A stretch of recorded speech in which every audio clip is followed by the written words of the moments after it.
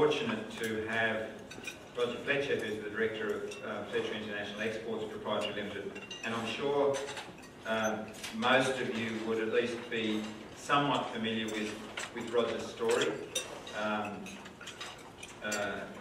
Starting off droving and trading sheep mainly, and building an abattoir at a greenfield site at Dubbo, and building up from there, and I think to the point now where I'm not sure there's any, perhaps except cattle, but I think most other commodities Roger's involved in trading one way or another at the moment.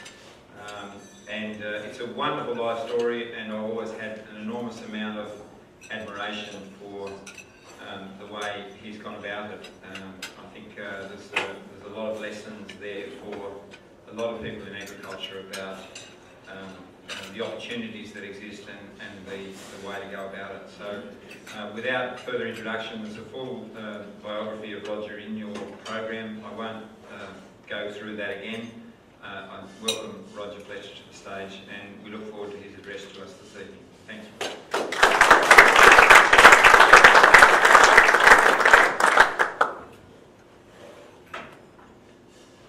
Thanks a lot, Nick, and thanks for having me here tonight. I'm trying to disappear from some of these things sometimes, but I just thought there was a chance, and I'll probably contribute to something that's, I think we've got one opportunity to fix, and probably the one that I'm going to just lay a little bit on.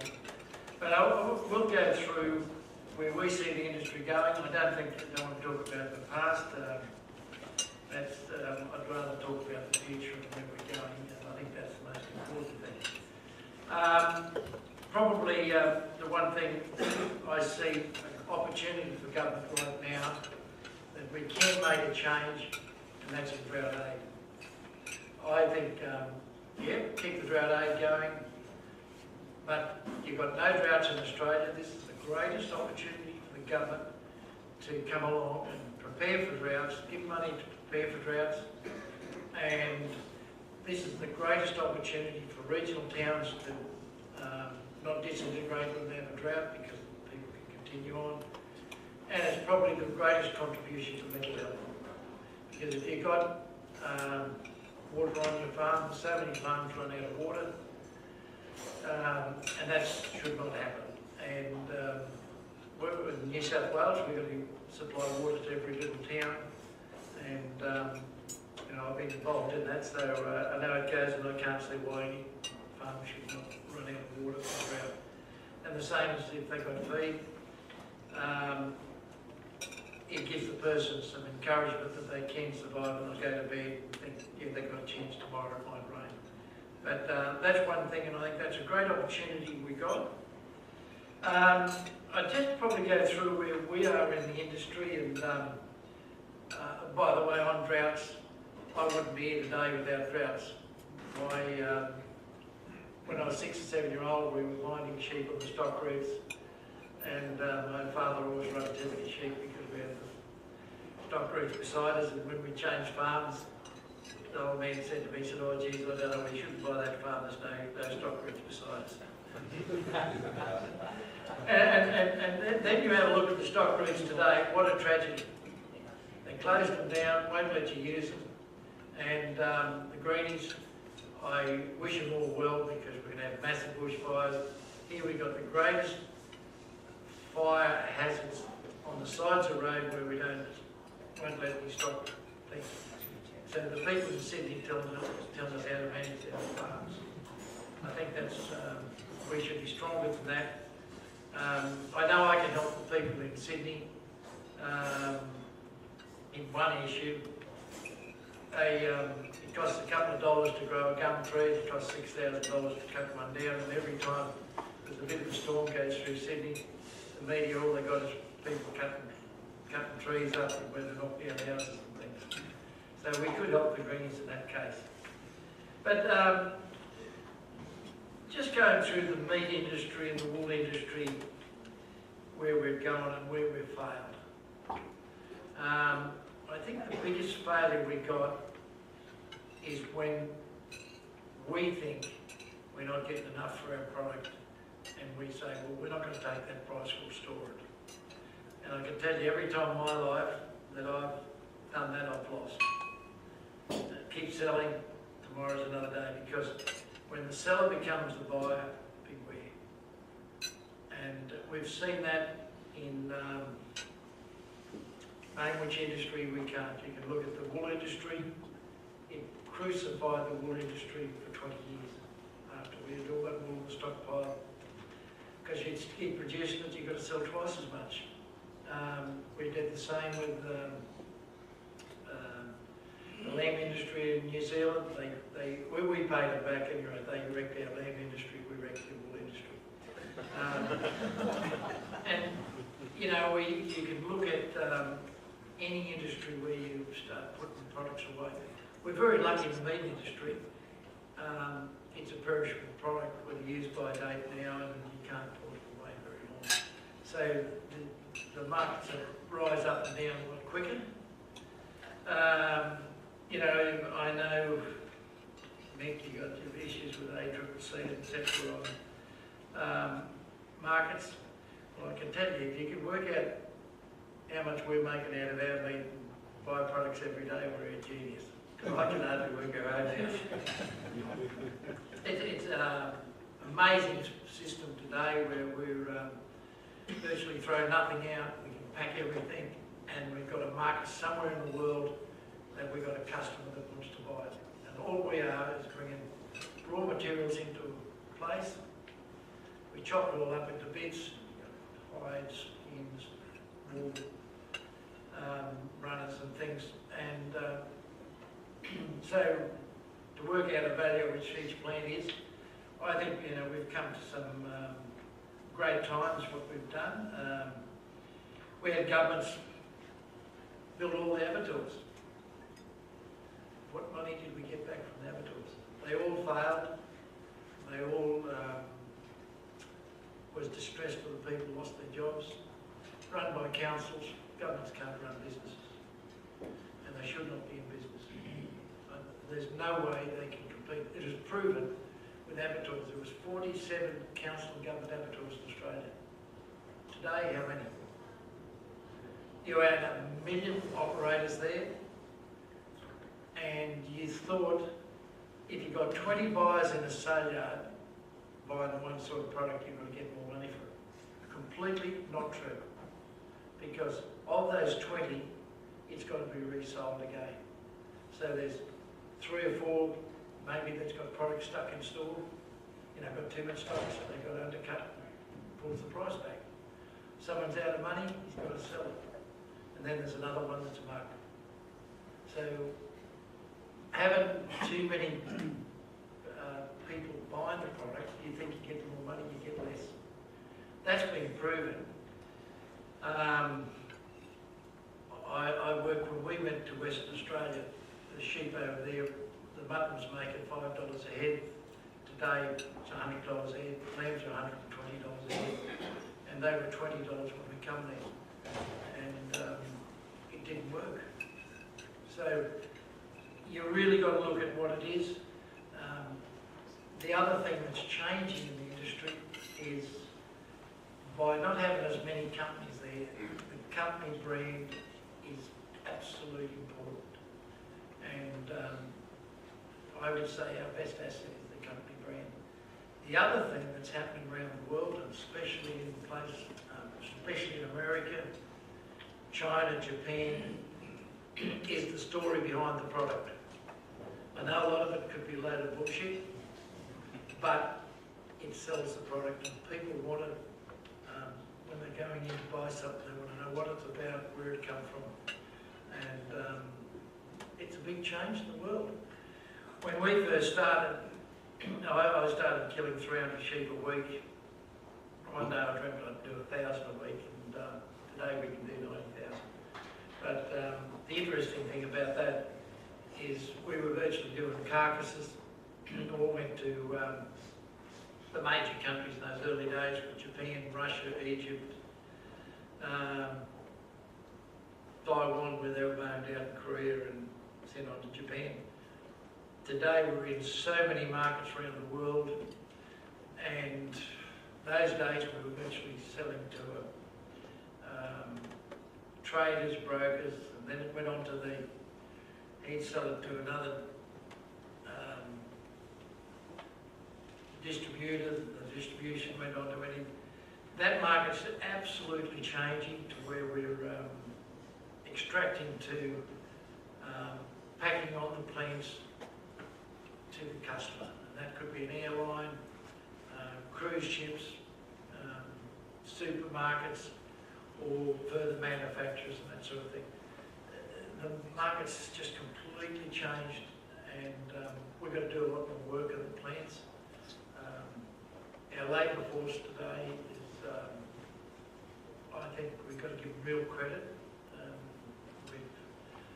The unions are not the same. They're now proud of working for the product, and we've improved a lot. And we are selling those products all over the world. And I know you see a lot about the beef industry, so I think being a sheep processor, I wish you'd talk a bit more about the sheep industry.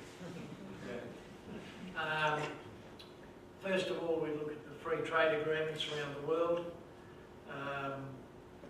And, you know, we did have some issues yesterday with America. We've technically got, you might as well say, open access with beef into America, where we've got by far the biggest quota. You know, we've only ever filled it once in the last 7 or 8 years or 10 years, and it's growing. So if Trump puts a bit of pressure on, that's good for our beef industry, because the others won't be able to get access, and we're in there.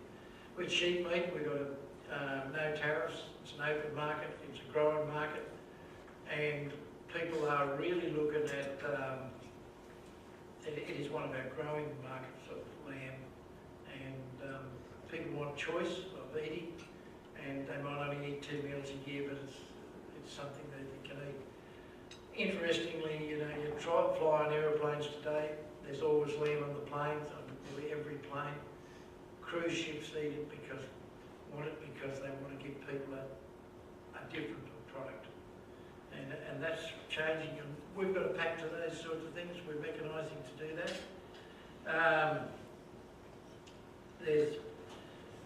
But at the same time, we've got to be able to keep the access into those markets, and that's something that we've got to look at. On the free trade agreements,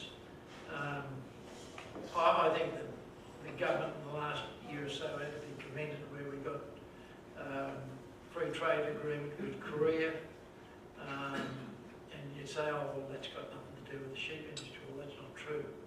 Korea is probably one of their best growing markets for mutton and lamb we've got, and they're really innovative, and we're really going forward.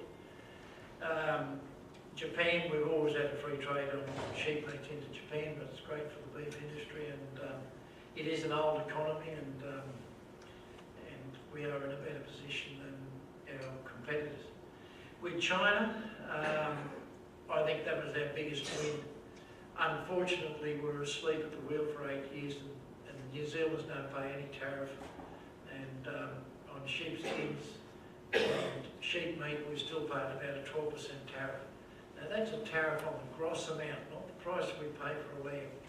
It's on the freight, the taxes we pay in Australia, the sea freight, the cartons, the lot, and the meat inspection. So when meat inspection costs us about 50 cents a head, just add 12% of that on. So that we're diminishing. At January 1, we've got 5 years to go. I'm sorry for the New Zealanders. Because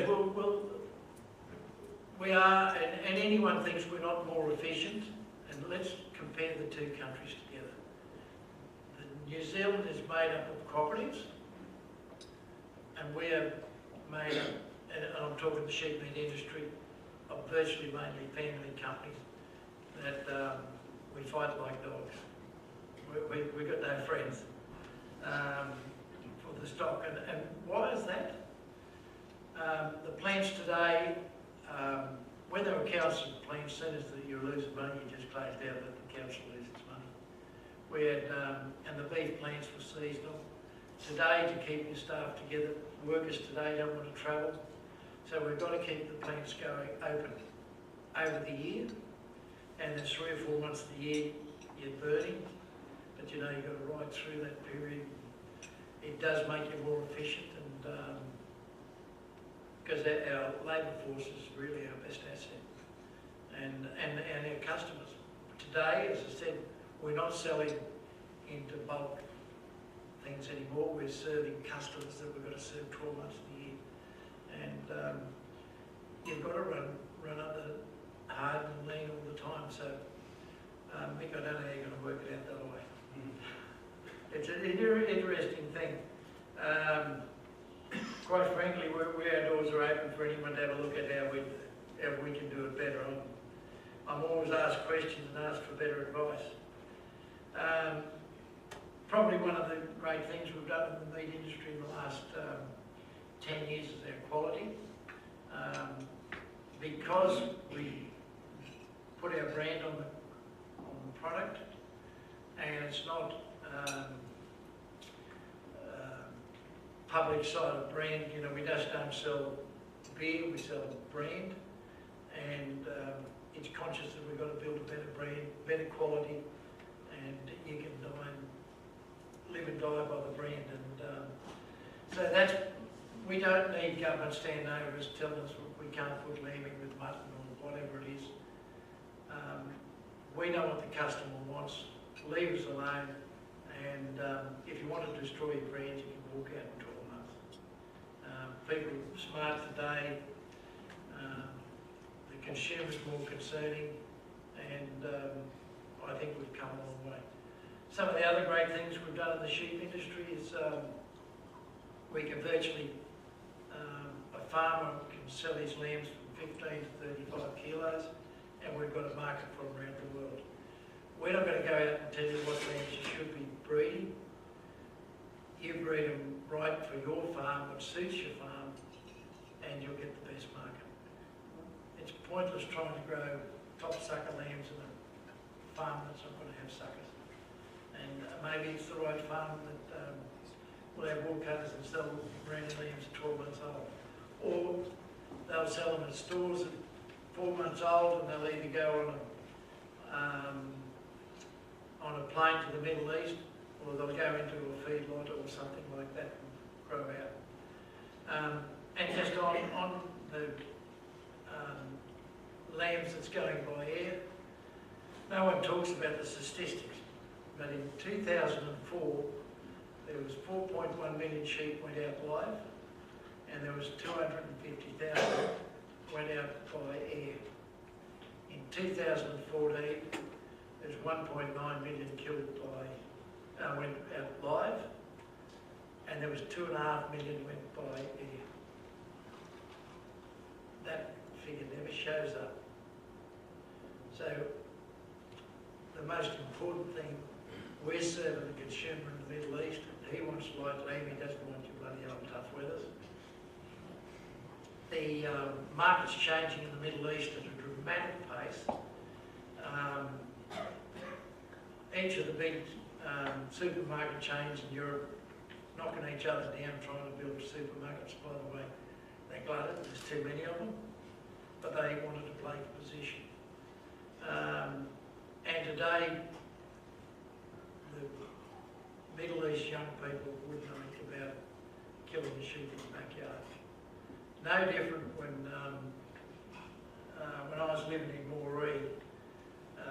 Unfortunately, we had the abattoirs there, and a lot of them were shearers and that sort of thing. They all knew how to kill a sheep. So whenever I had little mobs of sheep stuck around the stock rooms, I always knew I got 3 or 4 get knocked over and pinched. Today, you don't get any 2 or 3 sheep pinched. No one pinches them anymore to get a killer. Do you know why? Because they don't know how to kill them. And that is no different in the Middle East, what is happening. So the job's changing.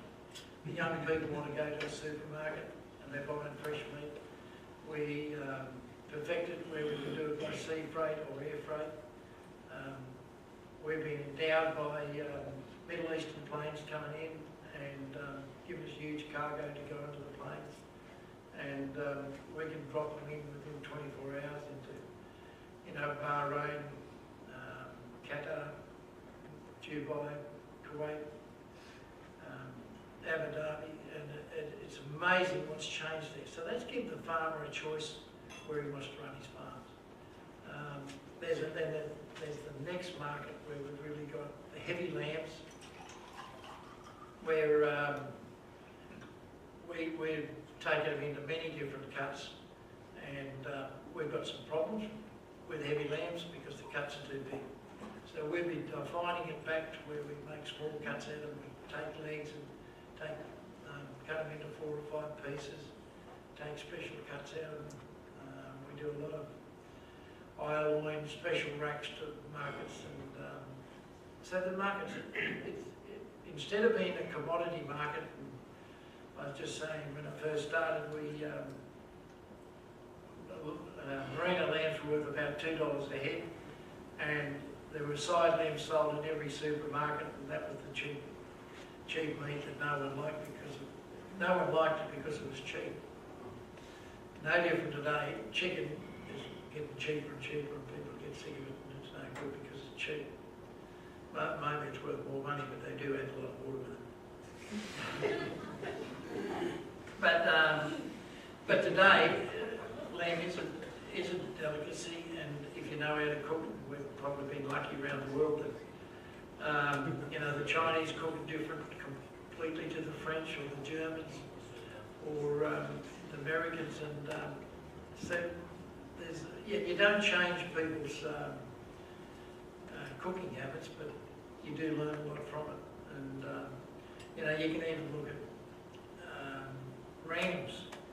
So what the hell could you eat old rams from? But if you put a lamb into where that ram's going, it's no good, because it goes into curries. They cook it for a long time. It holds up as solid meat. That's what they want. Serve the customer, not what you want to do.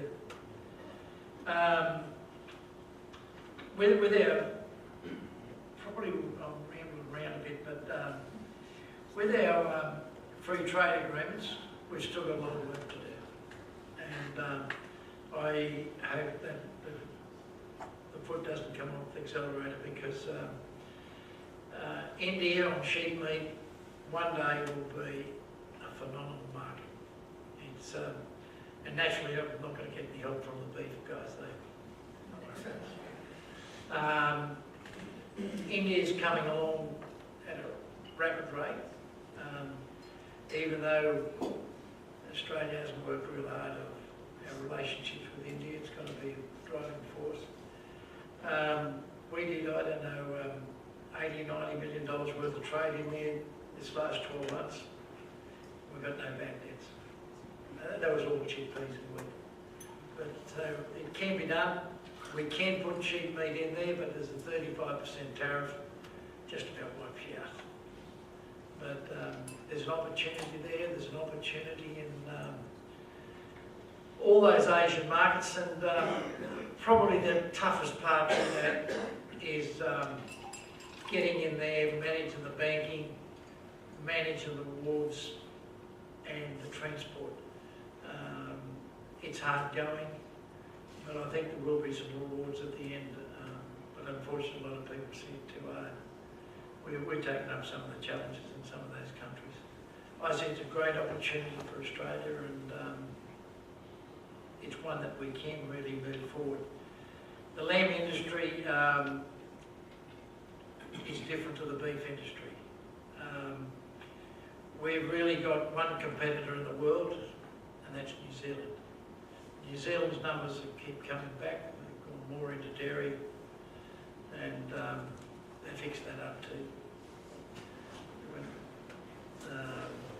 Too many dairies. We thought they'd hold the milk, and down goes the market. But in New Zealand, they, if we compare the two countries, and I'd like to see anyone that thinks the Kiwis are better at lamb marketing and processing than we are. Let's divide a few things up. They pay no payroll tax. They don't pay any super. and their wages are cheaper than ours. They've got 12% tariff in front of us in China, which is probably the two countries' second biggest market. They've got an open quota to Europe, where they've got a 226,000 tonne quota. We've got a 19,000 tonne quota. We'll be, and when Brexit opens up, we'll be there attacking them, and we'll want our share. And as far as China goes, well, it's history. 5 years it will be equal. So they're our biggest competitor, and I see a real opening for the sheep meat industry over the next few years. If you look at the problems on the horizon, we do depend on China in a huge amount in basically 90% of all the sheepskins go to China, a lot of cattle hides. We've got a pollution battle up there. A lot of them go inland, and I would say to you, off the record, would you accept sheepskins and cattle hides with burrs on them and salt on them coming out and processed in Australia? Do you think our greedy friends would accept that? And that's an issue.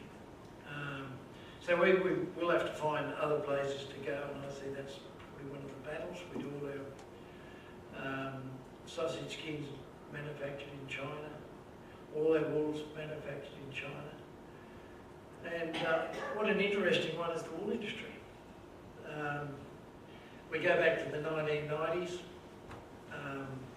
We thought all the farmers got buried because they bought all their own wool back and sent everyone bankrupt. The biggest bankruptcy in Australia was the Australian Wool Board. Biggest ever in history. Don't look at the public companies. But what did it do? It closed every woolen mill in England, Germany, France, because they had all, and Italy had all the wool held around them. They all went broke. China didn't have any around them. They started to bought the wool at the bottom price, wiped the rest out. But at least we did get a new wool industry, and China's got a very efficient wool now, and a lot of their manufactured wool now goes back into Europe and those places. And what if we roll back into wool in a big way? Our sheep productions go up, supply and demand, and where that's going to fit. But people do want to buy natural. They want to buy. They want to get away from the synthetics. It's got to be good marketing to do it. And, that's an interesting one. Probably a little bit on the controversial side. I when I bring that up. Something that worries me is we've got, in agriculture, we've got 78 statutory bodies collecting funds. Don't blame Barnaby Joyce, because how does he handle that? And all those bodies hold a lot of money, and is that the best way we should be doing it? And if I could run it right, I would be. And we know in our meat processing companies today, we've got a massive problem at, like at AMIC. The principals of the companies, they're bigger, they haven't got the time to spend on those bodies. There's too many meetings, too many organisations. The sheep meat industry is made up of RMAC, meat authorities, bloody AMI, MLA, and you've got the beef and the sheep in together. And I've gone to meetings and saved meetings from 7 or 8 hours, and half an hour on it is on sheep meat and the rest is on beef. What do I go for? So in the end you say, I don't want to go anymore, it's a waste of time, I can do better doing something else. And I'd split the sheep and the cattle up, make it one simple one, wool industry all in with sheep meat, and you'd be a lot better. And then you wouldn't need so many bodies, one meeting a month, and you'd get the best best people in it, not the ones that just go to meetings for meeting's sake. And I think that's got to change. And it will have to change because you're going to get less and less mainstream people in it. The meat industry a few years ago was made up of brokers, traders, and they had plenty of spare time. They was on the boards and worked along with it. The companies were big old tired British companies, and they always, their bosses could go to the meetings. Well, we're not in that position. And probably, I'd just like to ask a question to people here, and I do have something that we do have to talk about. I think we've gone through the free trade. The next generation is probably one of our biggest issues. Farms are going to be different to what they were. And, you know, we've got bigger farms, more efficient farms. You're probably going to have two lots of farms. One, the large, efficient farm, and then you've got the small farms where the people living on the farms got a job and they want livestock. And I think there's a great opportunity for young people to come along and manage those farms for people on a 50-50 basis or something like that, and put 10 little farms together and either grow crops, run sheep or cattle. That's an opportunity. Regional towns, there's a big change in regional towns at present where we are seeing a lot of foreigners coming into our places. Like in Dubbo, I think we've got about 400 Nepalese there now. We've got Iranians, Iraqis, Indians. They're coming from everywhere. There was no Indian restaurants in Dubbo 5 or 6 years ago. There's 6 or 7 there now. It's changing. The demographics is changing. Probably one of the our infrastructure's got to change, and I think, you know, in New South Wales, I think we're going along and trying to do that. I will confess I'm on the infrastructure board. It's probably the best board I've ever been on in my life, and I'm proud to say we are making ground. The other one that's probably our biggest issue is our young people in the regional towns losing their way, no essence in life, and being able to break that down. We can put as much money into it as you like, you can put as many public servants on. That hasn't worked. And, you know, we're trying to do some of our part, and I think the main thing is our biggest asset in our plants is buddying them up with some of the workers we've got and getting them to help these people through, knock the chip off the shoulder, give them a will to do something, and unfortunately the first part they're not even fit enough to go to work to start with. And the employment agencies, waste of time. And that'd be the first thing I'd close down. I think there's a real opportunity there to give them. We set up a Get Real program in Dubbo, and there's a lot of red tape and problems with it, but the best thing is you can get kids that's not going to go to university. Now, what's the point of them all going to university? They can't get jobs anyway. And that's the biggest problem in China, by the way. In China, 16% of university graduates can't get a job. And that, or they won't take a job because their parents and their grandparents put them through university. And they say, well, we worked on a manufacturing line, we'll give you an education there, you wait and get a good job, we're not put you there. It's their biggest problem. It's a problem all over the world. And, but it's taking these kids that's at risk while they're still at school, giving them the incentive to do 1 day of work for businesses, and then it's up to the management of the businesses to give them a bit of recognition, a bit of hope, and a bit of praise, and I think we really wouldn't have a problem. It's not an unmanageable problem because the percentage of people that is not a lot. And, I see this as one of the most tragic things you see. Last week we had our infrastructure board meeting, and we were looking at one of our biggest expenditures in New South Wales is building jails. And, you know, we were looking at how much money we're spending on it and everything else. And the one board member said, he just done his block. He said, don't worry about all the money we're bloody wasting. He said, we tackle it the wrong way. Stop them going to jail in the first place. Because once they go to jail, there's no way out. But we're all sitting here, we don't do anything about it. And I see that as one of the core problems we've got. And then I come back to my business, and I'm going to say something that probably I'm not too sure whether you agree with me or not. What's the most important thing I can give back to society? Running a successful business. By running a successful business, I give opportunities to employees, give them trust that they got a job, and other businesses that can go around it, and then we can buy our farmers. So if I waste my time doing social things, is that the best thing I can do? Or is it best running a good business? That's the best thing I can give back to the regions.